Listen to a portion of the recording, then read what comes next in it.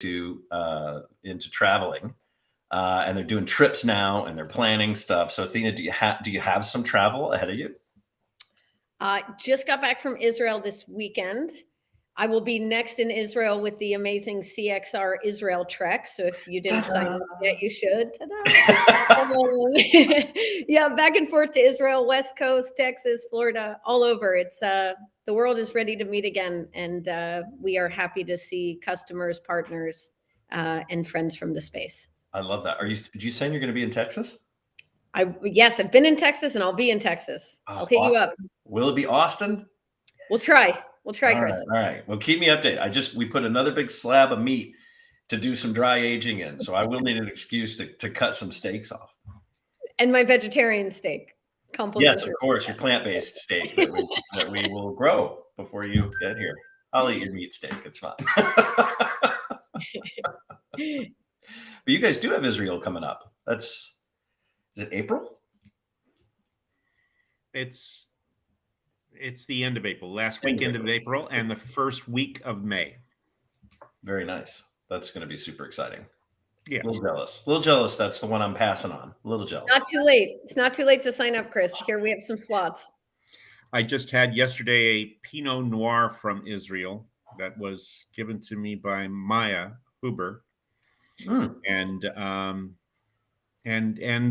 What I've learned is that the Israelis drink all their good wines, so they don't export it to the United States that much. So you have to get it while you're there. Boutique, it's because they're apparently smaller vineyards and the costs are prohibitive, not because they don't want to share it with the world, Jerry. Yeah. Well, I'm looking forward to it. You're not sharing with Jerry. He's mad about it. That's just it. Oh my God. We'll give him a case. We'll give him a case. Are you ready? Are you ready to get going? Yeah. All right, we're going to jump in. Here we go. Welcome to the CXR channel, our premier podcast for talent acquisition and talent management. Listen in as the CXR community discusses a wide range of topics focused on attracting, engaging, and retaining the best talent. We're glad you're here.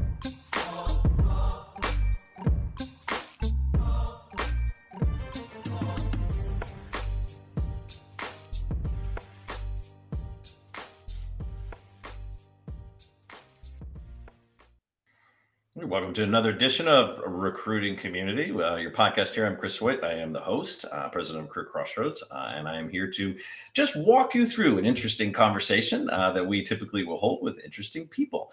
We do these at least weekly, and we broadcast live. So if you're joining us live in the stream, we're going to ask you to go ahead and drop a hello in the chat. Let's make sure this thing is working. If you feel so inclined, if you are on, I think it's on Facebook, LinkedIn, YouTube, where the live stream is happening. You can ask questions of our guest today. You can also, if you'd like, drop in your LinkedIn profile, do a little bit of networking, power networking, if you will. I am excited for today's guest, but first, let me pull out of the peanut gallery. There he is. Good morning, Mr. Crispin. And a pleasant good morning to you there, Chris. How are you today, sir? Fabulous. Life is good. Wonderful. Well, we're going to bring in our guest. There we go. Athena Karp from HiredScore. Athena, it's good to see you. Great to be here. So, Athena, we have some stuff to talk about. We try to keep these to about 20 minutes or so, but I do really want to because we've got some good topics that we want to talk about. But before we do, I'm going to ask you to give that escalator pitch to the folks who may be watching us live or who may be listening so that they know who is Athena Karp if they have not had the pleasure of getting to know you, and why should they be listening to what you have to say today? Sure. Well, big supporter of CXR for many years now. So proud to have partnered for many years on what we started a decade ago is how do we bring fairness and efficiency to hiring, to internal talent promotion and mobility, and increasingly to workforce planning. So we have powerful, ethical, explainable, compliant by design, artificial intelligence that we've built that connects people data and work data to support and enable HR transformations across the Fortune 500. I think today we have over 45% of the Fortune 100 as clients in 150 countries with our AI solutions. And really proud to continue to progress how do we rethink how work gets done, and how do we rethink how talent accesses that work and bring that together in easier, more cost-effective, quality, satisfying for both party, and ethical ways. I love that. There are just a handful of people that if I want to know what's going on in the world of AI, and certainly within the space of transparent transactions and auditability and just intent, like within that space, it's you. You are one of the handful of people that we sort of reach out and make sure we stay dialed into, because you're always on it. So I have to ask you, as we jump in, like, what should TA leaders sort of be paying attention to right now in that AI space? Because we're hearing a lot about Chat GPT, 15, different offshoots of that, generic versions of that. I saw something this morning from Scoble on Twitter, and he was talking about now you can go to Chat GPTs that have personalities of historic figures, like there are these alternatives. There was a session coming up that was led by a couple of recruiting personalities saying this is how Chat GPT will impact recruiting. And this is how AI is going to be set up to completely automate everything. And if we're not already thinking about it, we're too late. So Athena, I guess I'll take a big breath there and ask you, should the TA leaders be panicked right now? Or like what should they know about today within AI and Chat GPT and all of this that's going on?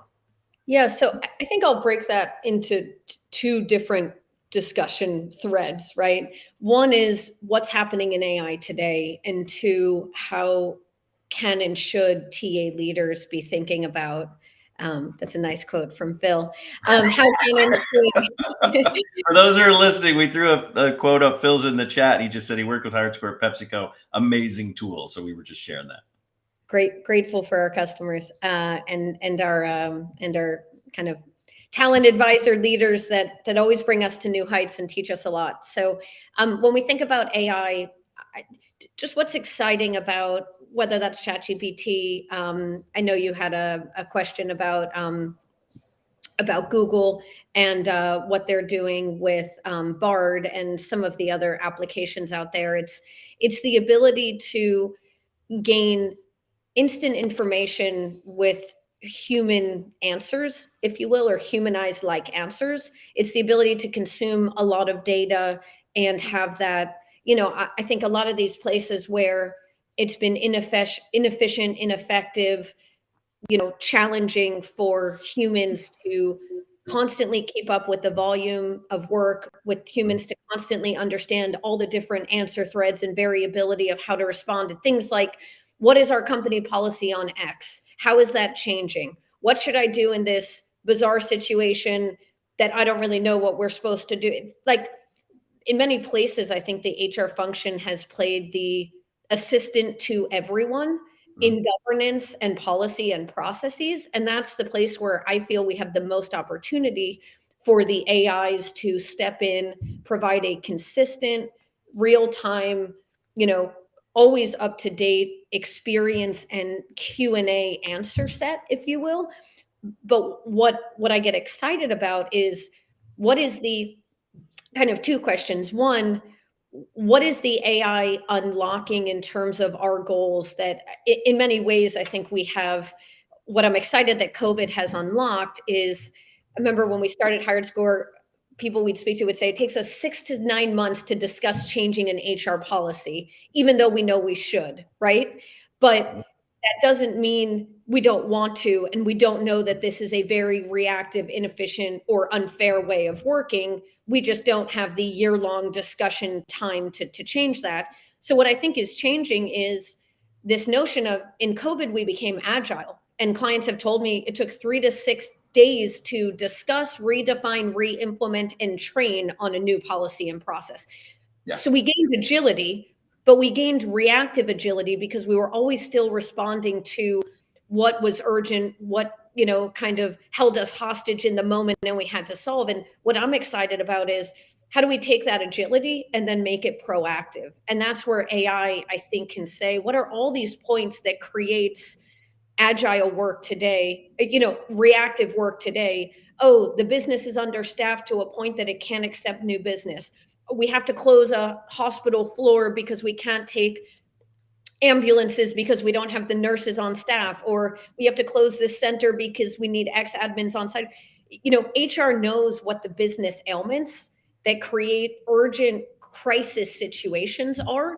And that data sits in these cloud-based systems. And that's what I'm so excited that AI can unlock is how do we detect and have almost, if you thought about it, like situational awareness at all time of what will downstream create HR work, let HR know, and then let them actually bring their advisory, problem solving, solutioning skills and resolutions to the table, but negative 30, 60, 90 days, negative 1-2 years in advance when they can actually change the outcome. But so Athena, I'll add it, devil's advocate, right? I get excited about the speed in which we were able to move during the pandemic, to your point, right? We saw organizations go from 3-4 week days to fill to 2 in some really radical examples where they really did that. But the minute things started to lighten up, that 2 became 7 again. That 7 becomes 14. Like, are we just too dumb to take advantage of the lessons that we learned by and large? Because a lot of organizations were treating that speed as the exception,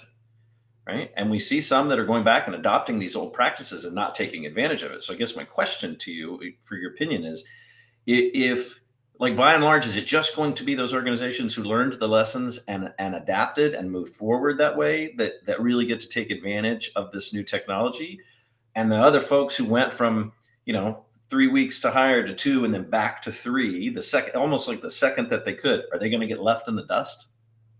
So actually, I think the scarcity of skills, I think the rapid speed of business change, I think the supply demand dynamics are such, Chris, that no one's going back to the old ways, because to go back to the old ways, you'll have undealt with supply and demand gaps, you'll have skill scarcity, you'll have diversity and inclusion goals be drastically unmet.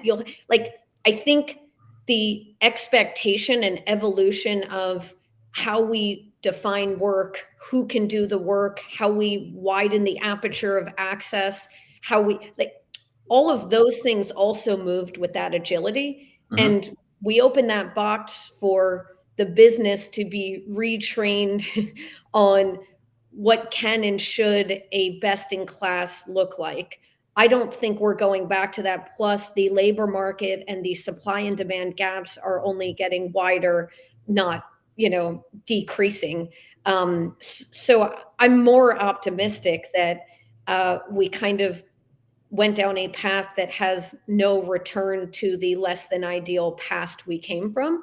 I think it's going to rather be who kind of stops here and does the minimum needed versus who continues along on that progression path and says, well, let's go ahead of the next wave before it catches us by surprise like COVID did many of us, so that we're ready for. And it's kind of why we're here today to talk about this liquid talent and talent fluidity.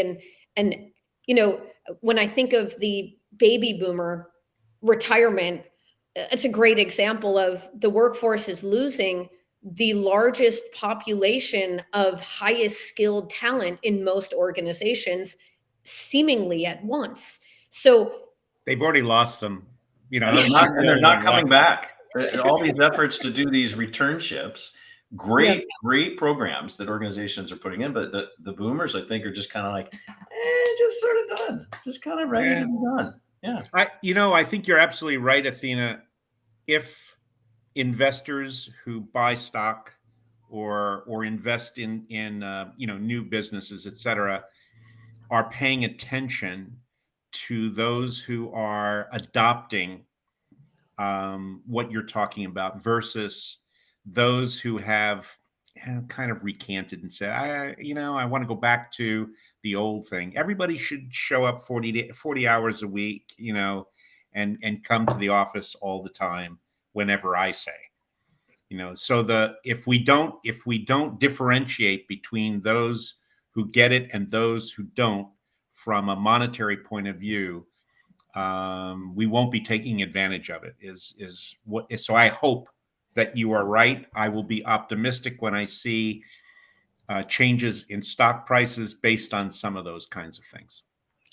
I think, Jerry, it's both, will investors have the foresight to reward that kind of in advance? But I've never seen data that showed me rigid, inefficient structures outperform, agile, efficient structures. So I think it will, in the margins itself, lead to that, which, and that's really what excites me, which is there is, when we ask the compared to what, and the compared to what is the past way of, you're either a full-time permanent job or you're a, contingent talent kind of servitude labor mindset.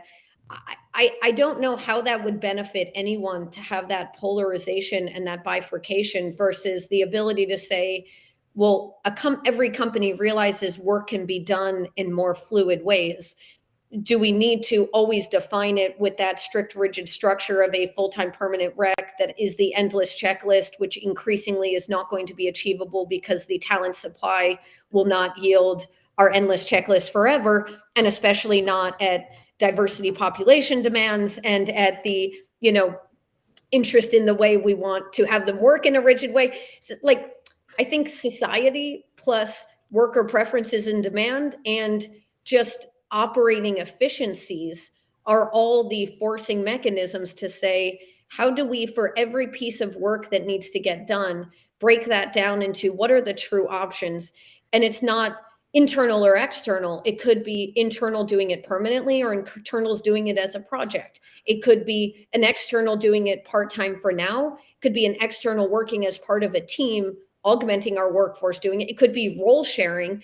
It could be a contingent that then becomes a perm if they want, and then depending on phase in life wants to go back to being a flexible talent. And so it's a two-sided, parties have total interest in seeing this change because of that agility and kind of achieving what people are looking for and achieving the benefits of the org to be more flexible and fluid. The only thing I question is in what time frame, and whether it's next week or next decade or the decade after that we'll see the comfortably that movement has happened. So I'm optimistic in the very long term. I think there's a frustration issue of, we can see that it's possible tomorrow, but the speed with which it happens is going to be slower than we think.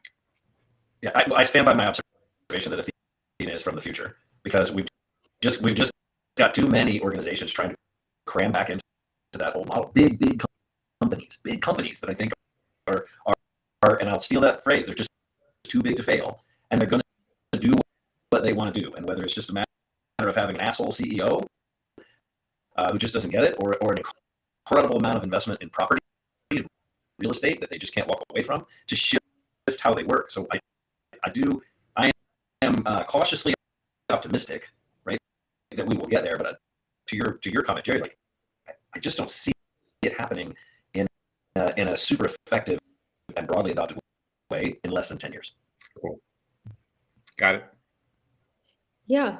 I think there's a really interesting question here, which is almost, it's been marketed improperly. A lot of these things like talent marketplaces, that either your whole workforce is, project workers I think part of that mismessaging is, it's almost like a 5-10% here, 5-10% here, 3% here.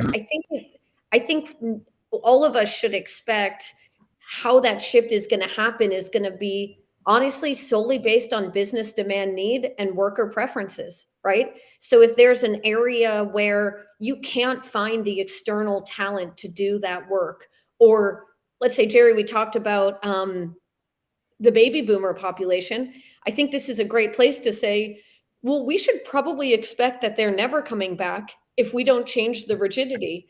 But I know a lot of them that have said, if we could work maybe 20 hours a week, we'd love to continue to contribute meaningfully. We love our peer group. We love, bringing our expertise. We love having a community. And so it's almost like the greatest tragedy of all time if we don't take this opportunity to say, you as a company want those people to continue to contribute their skill set for as long as they want.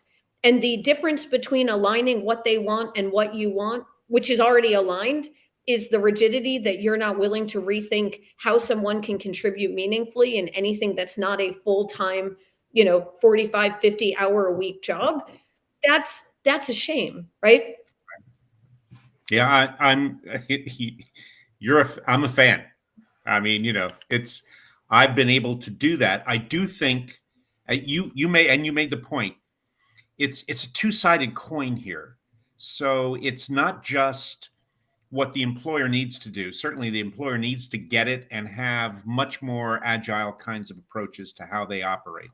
But at the same time, that there's an embracing accountability of the individual to continue growing, to continue learning, to be able to feel that they are making a contribution beyond perhaps playing a good game of golf today. So there are those kinds of issues that have to take place as well. Is there anybody you'd call out, Athena, that you see that is doing this well, that's making that shift aggressively? Yeah. So there's companies that are just so impressive in how they've thought about almost this liquid talent concept. I take an innovator like Greg Muccio at Southwest Airlines, who for years, his team, actually well ahead of what we're all talking about right now, have said, let's identify the best talent for the work that needs to get done, irrespective of talent type. So his recruiters have access to internals, externals, perm and flex workers for many of the opportunities that get created. So they're already playing that talent advisory, which no ChatGPT and no AI is going to replace, which is great for all of us, of saying, all right, for that role you have open, in each swim lane of talent type, here are those potential options. Here's the speed, the cost, and here's maybe the diversity of each lane. And then you all decide which labor type you want, but that's being delivered to them at once in a holistic view, which I think that's where you can actually have a chance of changing the business, the hiring manager's mindset, and opening the possibilities, not by saying, what type of labor do you want? Do you want this job to be filled internally, or are you willing to have a contingent work? They're probably going to say no if it's something different than what they're used to, unless you present to them on a silver platter, here's the several options, and we understand what trade-offs you're going to ask about, which is cost, which is speed, which is diversity. So here's that accompanied with each of those 3 to 5 options in each set, and now make a more informed decision based on the options that we've presented. Yeah, I do think there's a distinct play here for the tech when we're talking about this liquid talent concept. I think there really, really is. And I don't think recruiters' jobs go away, but I think, to your point earlier, is that it has to change, right? The roles have to absolutely change. We've been saying talent advisor for a long time. We had a guest on the show who said they were already talking about in 5 years that recruiters won't even be called recruiters anymore. They'll be called likability consultants. So it is kind of an interesting shift for folks to pay attention to. And I think the tech just gets faster. Yeah. The exciting question that we're asking more and more is, with our AI, with other AIs, and the kind of revolutions that are happening in AI, what work does that create that is not feasible to do today because you don't have a real-time processing engine? We've always had that discussion around what work do we no longer need to do, and then what work does that let us focus on? But the discussion we've not had, and we need to start having, is what work has heretofore been impossible to do because we don't have situational awareness across business data, across supply demand data, across labor market data, to signal to things that then triggers us to come in and do work.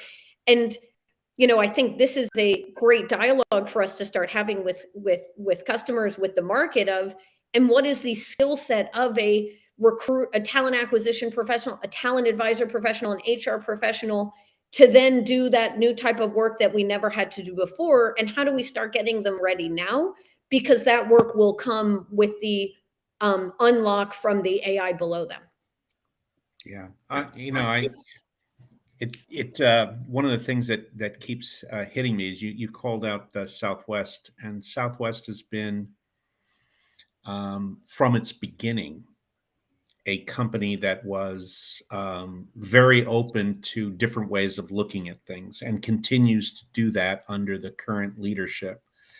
And to get companies at that level, to get to that level, raises for me an interesting issue of true transformation from an old way to a new way, versus those that start off with that kind of openness. And there certainly are a lot of small companies that have grown to be very large that have that. Southwest always was that way. Chris and I just had actually a breakfast with Libby Sartain, who was the original CHRO, engaged in helping to create that kind of culture.